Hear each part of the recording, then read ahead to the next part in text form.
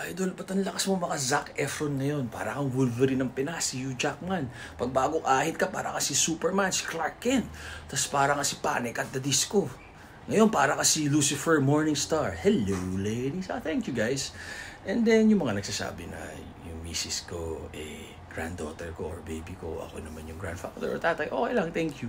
Lahat ng negative comments, inaano ko lang, kino-content ko lang. Kasi ito yung malakas sa algorithm, dito tayo kumikita. Pero as much as possible, dapat ako, tsaka yung mga totoong fans natin, huwag tayong negative. Sagutin lang natin in a very good, respectful way. Kasi yun ang gusto natin na pakikitungo sa tao.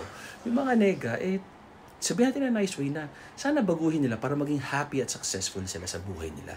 Gawin na yung time nila para ipagbuti sarili nila at trabaho nila kaysa manlait ng iba. Yun lang naman yung akin. Tama kayo, mali ako. Not your doctor, do what works for you, happy, healthy. Bakit ka nakahubad? Higa na ako sa kama. Yun lang.